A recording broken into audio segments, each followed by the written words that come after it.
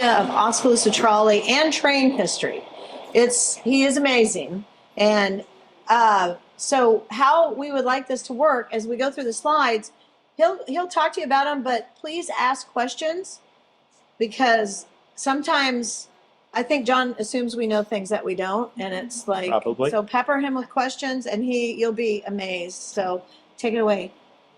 Well, hi, I'm John Bandstra, as Ann spoke, and we're going to speak about the history of the trolley here in Oskaloosa today. We're going to cover the horse-drawn trolleys through the electric trolleys. Okay, ready? And the Oskaloosa Street Railway and Land Company was formed back in 1890, and it lasted in 1902. That's about the period of time when they started paving the streets and started taxing the trolley, and the trolley decided they didn't want to do that no more. So at that point, they started the electric trolley. A company called the Oskaloosa and Tama Electric Railroad was formed. They had some original plans here in town, which were similar to how the trolley was actually built, but it wasn't identical. And out of that sprang the Oskaloosa Traction and Light Company, which was formed in 1902. Actually, late in 1901, but 1902 is what they used. And I guess on that slide too, in 1906, there was an expansion program of the Oskaloosa and Buxton Electric Company, which the goal was to extend the electric line all the way to Buxton, Iowa. It never made it past Beacon, but the goal was to go to Buxton and there connect with the Centerville Railroad and tie it all together with high-speed electric rail service. Back in the day, they wanted electric railroads, and they didn't pan out. And what are we doing today? We're trying to go back to electric everything. So, yeah. 120 some years later. All right. Here we have a picture of a car number 14. It was an interurban car built to service the Oskaloosa and Buxton Electric Railway. Yeah, it was the only interurban of its size. We think if this picture is taken downtown, probably just not basically straight north of where we are now, maybe just a little bit west. That would have been in front of the photo shop, which would be basically the Mexican restaurant today. There's going to be a series of pictures here. We think that these are most likely when they put the car in service. There was a series of 6 that we've been able to find over the years. Some of these pictures, I may have to apologize to John Jacobs because some of these may have been from his collection and they may not. A lot of these pictures get mixed up and nobody really knows who owns them anymore. So we're just glad to share them. Here we have car 14, again, probably some of the original series. It was taken outside of town. There's as you can see, that was the biggest trolley to run the line. And if you notice, the overhead wire there is no longer just trolley wire, it's catenary. The purpose of catenary so they could allow high-speed travel. Like I say, this was intended to be a high-speed freight line, and it was going to connect much of Iowa together. There was even talk of connecting Oskaloosa to Atoma, along with Tama and Centerville and so forth. But we speculate this picture may be out towards Glenwood Park. I don't know how many of you folks are familiar with Glenwood Park. It's on the west side of town here. It would be about where Billbone Drive is, if you folks are familiar with Billbone Drive. It'd be just east of the bypass. They had a carnival thing there, and part of the thing with trolleys, they were notorious not only for building transportation, but they would build entertainment somewhere that you had to ride the trolley. Have a catch-22, Nothing like building Adventureland and being the only way to get there. Yeah. So it's speculated that's where it is. We do not know for sure. And here we have it crossing over the Rock Island Trestle, which is nowadays is part of the bike trail. If you're familiar where North I is in relation to the bike trail, and right behind it is, I think that's Arbor Trace, I think is the housing development. That would have been just off to the right of this car. This car currently is on its way to Beacon. But the thing behind it, back in this day, instead of being a housing development, there would have been a pork packing plant back there, the Oskaloosa Pork Packing Company. I wonder how many people there know they're living on a packing plant. So, and here we are now. We would be what is part of Jerry Thompson's land, if you're familiar where that is. It'd be just west of the bypass. Some of that path can still be seen. Jerry's borrowed a lot of dirt out of it, so it's getting harder and harder to find each time. But yeah, that was taken down there. You know, like I say, their goal was to get to Buxton, but they never made it that far. Okay. Here's an example of one of their little waiting shanties. You think of like a bus stop today. This would have been a trolley stop. You know, notice the cattle guards on both sides. That way they didn't have all the issues with gates and all that. Again, we do not really know where the location of this one is either. Possibly it was towards the east in a beacon. Yeah, and then people would just go to these little shanties and wait for the trolley. Would they ride their horse there, John, or how would they get there? You'd either get there by horse travel or by foot travel. Okay. You know, back then cars weren't unheard of. You know, I guess the trolley would have been the Uber of the day, except it only went on certain routes. Here we have a picture of it down on Kilbourne Street in downtown Beacon, which that would have been the end of the line down there. So you get a little bit of a view of the town of Beacon itself. Again, you notice the catting area. That was a well-supported wire. Yeah, don't know much more about that one. Here we are at the northeast side of the square. And then in the lower left corner, you can see one of the open cars from the Oskaloosa Traction and Light Company. And obviously, it was, it would have been around 1910. Obviously, there's something really big going on the north side of the square, because it seems to be everybody's out and about that day. Now, they would have had a series of these open cars and closed cars. Some of those were destroyed in a riot, if I remember right, November of 13. There was a labor strike, and it got pretty ugly, according to what the Herald reported. And here is a picture of it going in front of the Lacey Motel. As a kid, I remember that more to be like kind of over there by Fairway, but for most people would know it as across the street from City Hall. And I would say, assuming it's heading northbound for downtown. Again, around 1910 is when this was taken. Here we are at the corner of High Avenue and Market Street, looking west. To your left would be currently Brown Shoes, and to the right there is the bank that was restored a few years ago. Trolley Alley would be about halfway down that block on the right-hand side. In the distance, you can see a trolley car. And if you look closely there, you can see where there's a passing track where the trolleys could meet each other. About down there, that would be in front of basically Tasso's today.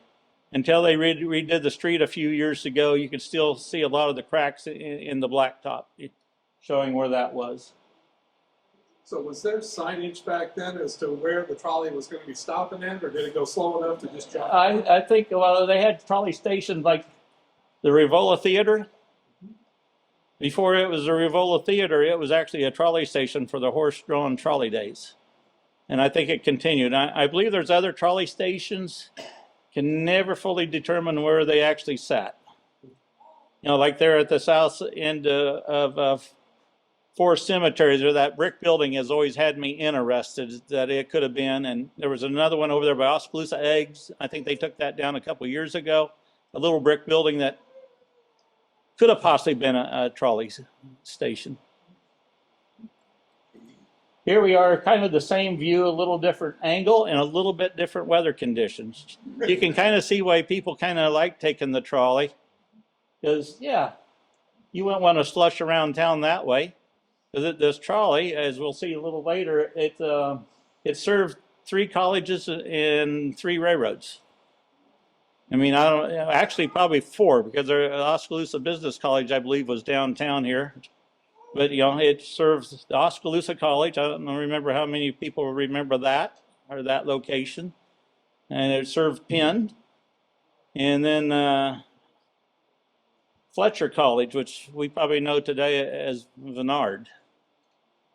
So yeah, so the trolley did serve a good purpose because going out to Vennard, that used to be a deep ruts and valleys down in through there, and so the trolley was about the only way to get to the college. So it had a lot of purpose. Here we are at what we call Vennard College. That was their waiting shanty there. They had a circle around in the front of the driveway. If you pull in the driveway today, it would have, in that first piece, there would have been a big oval there. I don't know what the event is, but it looks like it's a lot of suits and ties and a few ladies. And the college is in the background there, obviously. And this here, that you can see car 106, that was a later car. It probably was one of them that was used as a replacement car after the other trolleys were destroyed. It would have been considered sort of a lightweight car, somewhat like a briny car, but if you're into trolley type stuff, but it wasn't that exact design. So the shanty, that's some interesting architecture there. Yeah. Is that something that the trolley company would have built, or is that something that the city of University Park put up? Or? I would guess the college probably put that one up. Okay. I never have to investigate that. I apologize, but I would say it would be, since it's on the college campus, it would have been, I assume, built by them. Okay. Here we are going down High Avenue. You can see off on the right-hand side is an enclosed car, and just on the north side of the square. That was one of the earlier cars, also back when it was Oskaloosa Traction and Light. And here I have another picture of car 106. There were a series of those. I forget exactly how many, around 8 or 10 of those style of cars. And like it says down there, this was most likely a replacement car after the labor strike in November of 13, where all the cars were either heavily damaged or destroyed. And I think a lot of that riot took place in front of the Lacey Motel. So basically across the street from the police department, I think, back in the day. Here's a map out of the Iowa Trolleys book. Can you see that map very good, or I need to point out where it goes to the darker lines? It might be worth pointing out. Okay.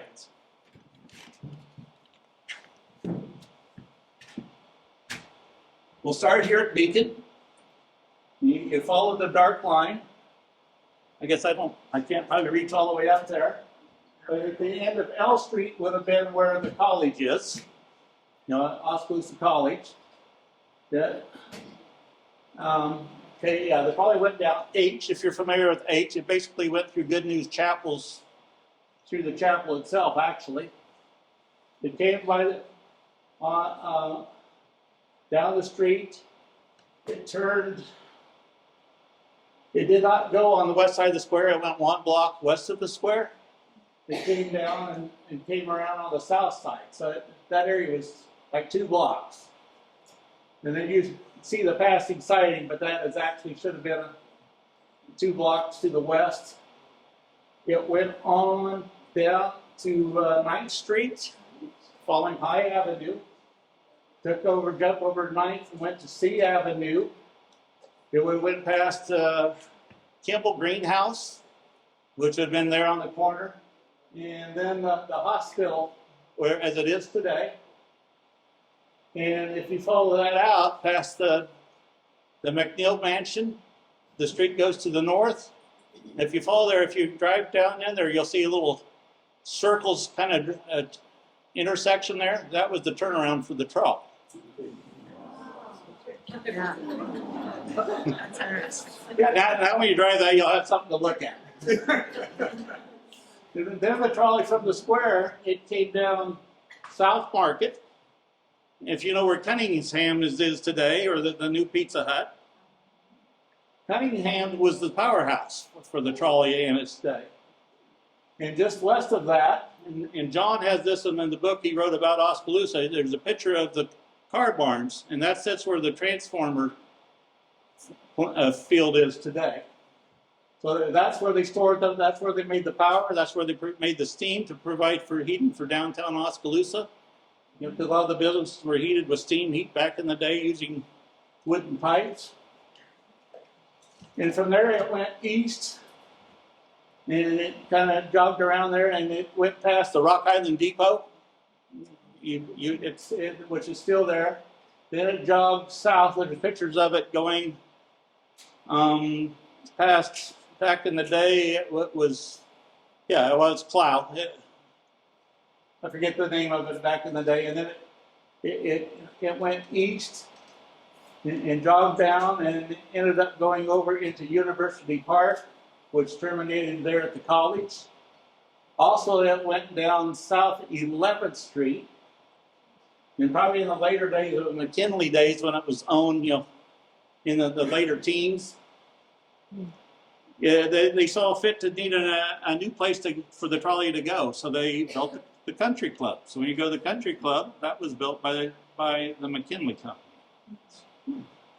So I don't know, does that explain the map a little better for you folks? Oh, I think the office So our mission in Oskaloosa in 1913. What was Oskaloosa population 80 years ago was about 500 less than today. So in that day, it would have, probably back then, we were probably talking 10, 11,000 people. Yeah. John, all the trolley companies, those were private enterprises, weren't they? That is correct, Kel. None were owned by the city. It was all private enterprise. Do we know any of the big players? Who were the big, and were the people behind them? There was, I just saw that, looked that up today. There was a Dr. Clark that started the electric trolley here in town. He was a big backer of it, started with a grand total of around $100,000. That'd be chump change by today's dollars, but that's what kicked off the electric trolleys. I do have notes on that, Calvin, but I didn't bring them today. Was there another map before this one? There was a back. I want to make sure he's the right one. I'm trouble right here. Yeah. Okay, this here is a map that I've drawn using Google Maps. This is a relatively current map. It may be a couple years old. But on there you can, if you follow the orange line, that is the trolley route. Part of the trolley route, I guess I forgot to point out on the other map, is that it went north on B Avenue from High and come out about by just east of Friends Church, if you're familiar. Because back in the day, Penn College was located on College Avenue, which later, some of us went to Oski Christian Grade School, and that was actually the Penn College gym back in the day. And then when it burnt, I believe in 15, I could have that date a year or two off, then they extended it to go out to the current campus, because when they built the new campus up there. And these other lines represent some of the other railroads. The green line, back in the trolley days, would have been the Iowa Central. Personally, I remember it as the Minneapolis and St. Louis. It went down towards Eddyville. Part of the line went into Keysburg, east to town past Quad counties and all that area. And then at the upper corner, you can see where the tracks went out to Carbonado, which was a big mining thing. Because railroads and coal mines had a lot in common. And in fact, the powerhouse that was there at Cunningham's, that was an elevated trestle that served that. And most likely the coal came originally from Lost Creek Mine, which had a narrow gauge railroad coming into it. And in fact, until 1902, there was a narrow gauge railroad coming into town called the Burlington and Western. It was standard gauged back in 1902, but they probably brought the coal in And then after the tracks were extended to the west of town, those are the red lines. The coal probably came from like Bolton, which is just west a few miles here in the community. That line at the time went to Tracy. And then we have the blue line, which would be the Rock Island. It was the first one in the county. The one here going in the right corner, heading towards Pella, would have been the first railroad line into the county. But as you can see, Oski was well blessed with railroads and coal. In fact, there were, I believe, 3 or 4 mines right here in the city limits of town. And much of Oski is probably undermined with coal mines. But yeah, that's just a modern map, so you can get a little bit better feel of what it looks like today. Okay. And here we can see in the upper left corner would have been the original token to ride the trolley. Front and back were the same. And then we have the other tokens in the upper right-hand corner was the second one when it was, they updated a little bit when they were purchased. I got to think probably in the McKinley days. In the back side of it would have been in the bottom right-hand corner. Now the one in the middle, that is DMEL company, which is the Des Moines Electric and Light Company, which they purchased the company in 1924. Today, you would know that company is Mid-America, the local company. The top is an early ticket. Sorry for the black and white. I've never found an original one. I've only been able to find copies. And in the lower left-hand corner is an Iowa Power and Light Company days ticket. How much were those tickets? I found when I was doing the original token, I think was a nickel. And I don't know what the rates were over the years. I haven't came across that information. But yeah, so yeah, there are 3 tokens for it, and obviously there's a few tickets, but they're not the easiest things to come up with. Were those for sale in various stores and stuff like that, or how does one go about? I would say you probably had to go to the trolley station. I'd call it the Rivola. That's probably where you had to purchase all that stuff. And here's a picture of the power plant of Cunningham's when it was back in the day. I mean, it made some of the big news articles back in the day for how advanced it was. And like I say, they generated power, not only to power the trolleys, but they powered the electricity for downtown and the industrial park, which in that day were basically Oskaloosa products. I mean, back in them days, there were live chickens out there at Oskaloosa Products. And how many people are aware that they used to can pickles right here in town? Anderson Packing Company, which would be just east of South Market.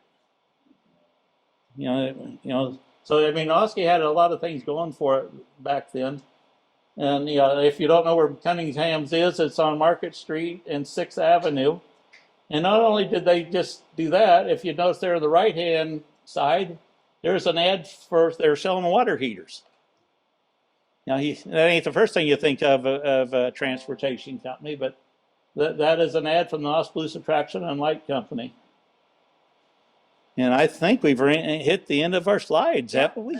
The next one, the Oh, okay, okay. Sean's pictures and actually Lindsay at the sign shop made it a little nicer, but that's in the back of the trolley, so you can see those in the trolley, and anytime you want to go look at those and read those captions, they're all in there. So that's basically a summary of the slideshow. I have a question, John. Go ahead, Linda. What was the labor dispute about that? Probably weren't paying enough, it would be my guess. We found, remember that article we found? Yeah, and I mean, it seems to me that there were thousands of people involved. It was quite an uproar. Yeah. I mean, if you just put it in today's terms, it'd be like taking over Seattle, like they did a couple of years ago. It was. Was it a certain company that they were? Well, they were striking against the trolley company. So I'm assuming it was labor conditions, and the most likely thing would have been pay, or maybe it was hours of service or something of that nature. So Yes, they destroyed the trolleys then? Yeah, so they had vandalism. They had vandals come in. I think outside groups came in to help do this. This was a lot more than just it was a local issue, but they brought in rioters, so to speak. And I think some of the strike breakers were threatened with their life at the Lacey Hotel. I mean, the law enforcement tried to settle that down. I think there was threats of burning the Lacey Motel down. It would have been quite a magnitude of a problem. I saw a lady with her hand up in the back. Why did the trolley not get to Bandstra? Well, okay, I guess I should have said something about it. When this was being built, you got to remember the era. The mines at Buxton were very, very heavy. They were opening up mines down in Haydock and yeah, I forgot the other town right now, but they were continuing to expand. But not only was the trolley having labor issues, there was the strikes in the coal mines in the early 20s. And a lot of the mines down there kind of closed. So they were being served by the Northwestern Railroad, which never got to Oskaloosa back in that day. Later days through mergers it has, but back in those days it crossed the railroad tracks for the Burlington and the Iowa Central, and a town called a station called Stark. Now I don't know how many of you are familiar where Stark is. Do you remember Pioneer Auto there east of town on Highway 23? Just north of that was a depot, and the tornado of 1980 that took out Wright also took out that depot. But back in the day, whenever railroads crossed, they had to have a station there. But anyway, the Northwestern went across there, went down through Michiganic, down through La Conta, which we now know as Truax, through towns like Cricket, and then ended up in Buxton and then Miami. And like I say, it was all the way out to Haydock, which was almost Lucas County. And they were in Monroe County. But the strikes of the coal and the grade of the coal Iowa coal wasn't deemed as nice as some of the eastern coal. So the coal industry was kind of declining. So as they started pulling out, the need for high-speed rail service to that area, that was declining, and people were getting their own automobiles. So who wants to take a vehicle that only goes one place when you can jump in your car and have all the freedom in the world? So it was a combination of factors that closed it down. John, how did the trolley unwind? I mean, as you just mentioned, you saw all these cars come. If you owned a share of trolley stock, you weren't feeling very good, probably.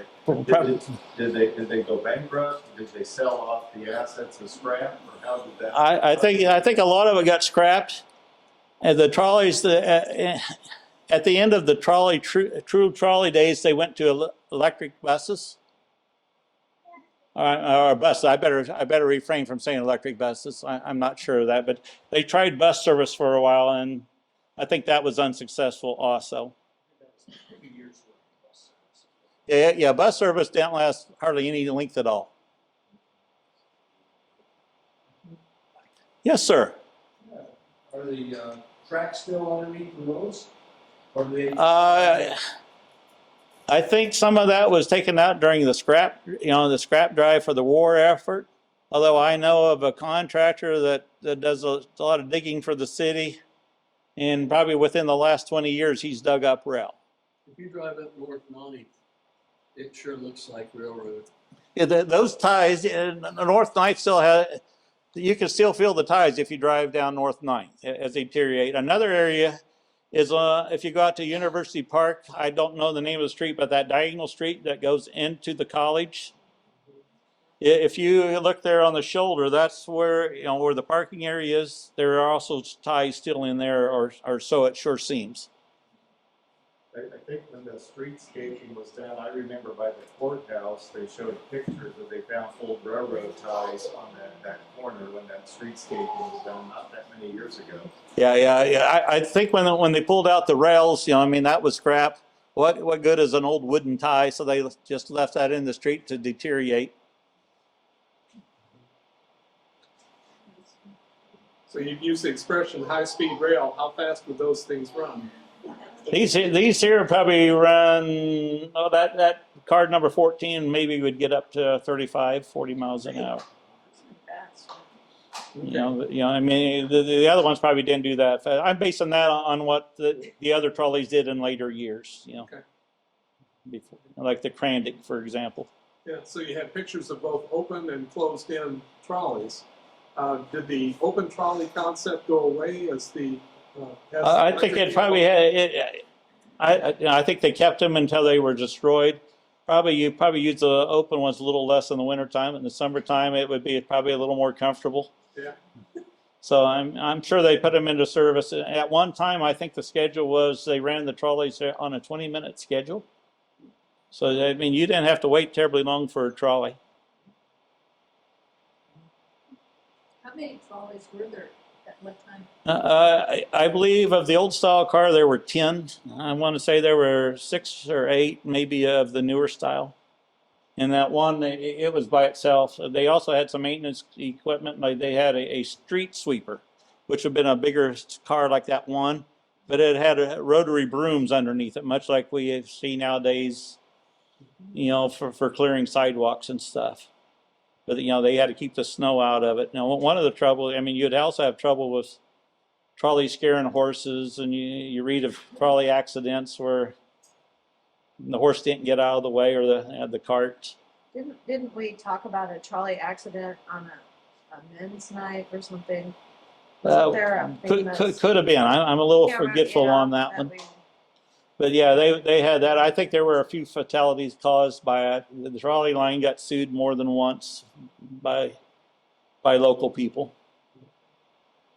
I was wondering what the rule of the road was. If there was a signal or something that let cars know that a trolley was coming, I assume the You had the right of way, and I mean, it's fairly quiet, but it would make a little bit of racket. If you ever been to like Mount Pleasant and rode the trolley cars down there, there's a little bit of a motor whine to it, but much like the electric cars today. But if you're on a horse or walking, you got to remember, most people didn't have cars. You definitely didn't have a radio on and the windows up with the air conditioning on. So I think people were a little more aware back then, and it was something new. Any other questions? Yes, ma'am. I just wanted to say, as a new resident to Oskaloosa, my husband, I teased him, he graduated from in 67, 100 years ago, but that's what he said, he's never stopped talking about Ireland. You get all choked up. Here we are, 67 years later. Here we are. Facts is stranger than fiction, right? I want to say, you were such a gift to town, Oskaloosa. We both love history, we taught history. And to have you share these knowledges of Oskaloosa's past has been valuable. And I hope you're putting this all down in writing so that future generations. I've been asked to do that, but I haven't. I have notes around things, like any historian, we have notes written everywhere, but we never get it compiled because we don't think anybody would ever read it if we did it. I'm sure they would. I have no doubt. Well, thank you. Thank you. Well, are there any more questions? If not, we have to award, Sherry, do you want to get the bid sheet? Our artwork, yes. Thank you. Thank you.